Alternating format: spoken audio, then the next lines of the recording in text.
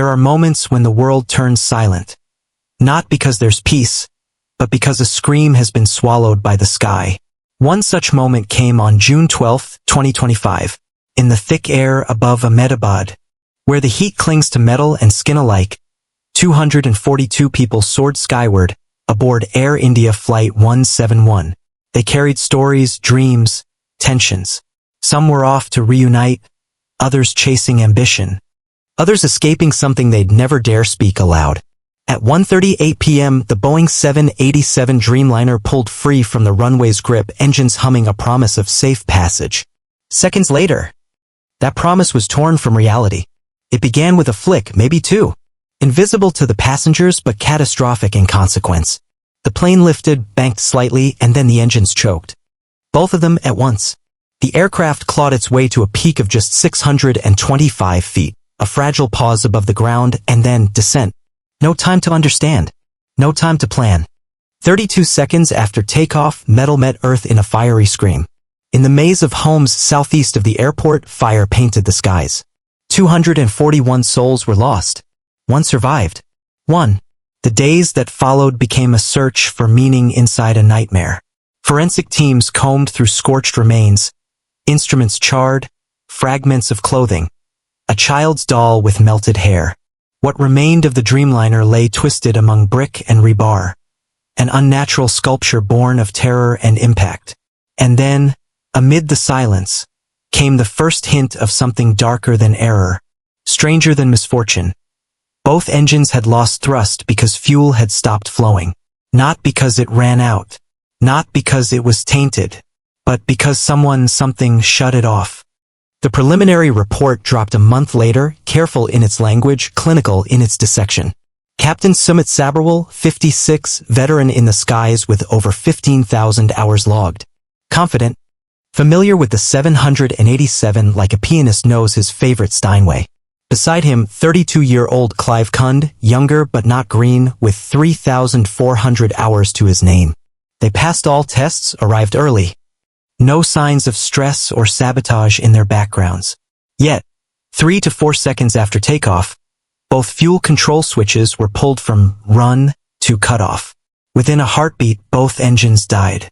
Within 10 seconds, the pilots were scrambling to restore what was already lost.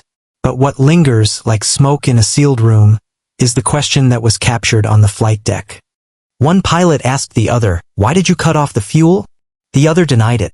No names. No clarity. Just an accusation and a rebuttal. The fuel control switches sat between them within easy reach of either hand.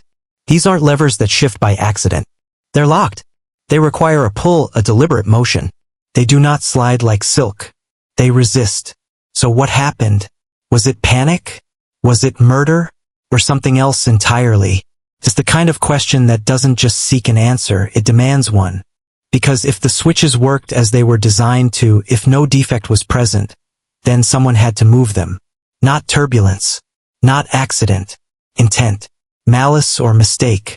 And if it was malice, if one pilot looked the other in the eye and lied, then this wasn't just an accident. It was a crime. Not a malfunction in metal, but a failure of humanity. But then, what if the one who asked the question wasn't the innocent party? What if that very question was cover? A lie disguised as confusion? Why did you do this? As a weapon of misdirection. Designed to plant doubt while wreckage still fell from the sky. If he survived, he could play the role of a victim. After all, who could say otherwise? Each man had the same access. The same opportunity. In the chaos of those seconds, one voice blaming the other could be enough to rewrite the truth. Investigators probed. They checked the positions of the switches. The data showed they had been returned to run before impact, but only after fatal damage had been done. The thrust levers appeared idle on the wreckage. But data revealed they had been forward until the very end. Nothing moved them but the crash itself. Everything else, the flaps, the fuel weight, the weight of the passengers, checked out. No birds.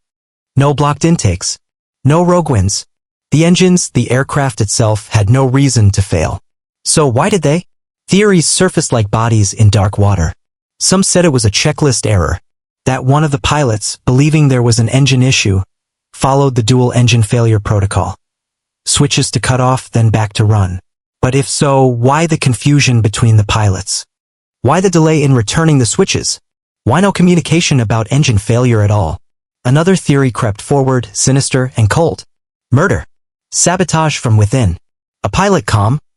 Rational, planning death not in a moment of rage, but in quiet resolve.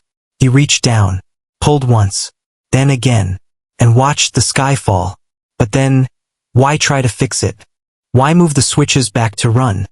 Guilt? Second thoughts? Or just a performance in case he lived? There were murmurs, too, of mechanical failure. That the switches might have disengaged because their locking mechanisms were compromised. After all, a few years earlier, Boeing had flagged those exact switches for inspection.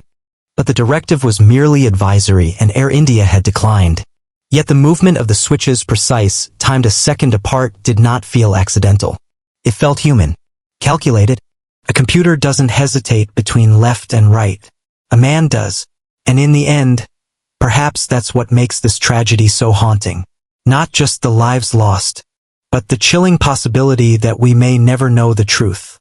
That behind the calm faces of men trusted with the skies, there might have been conflict, despair, madness, or simply a slip of memory so tragic it mimics intent. The line between accident and atrocity isn't always drawn in blood. Sometimes it's etched in silence, in denials and cockpit whispers that die before they're ever heard.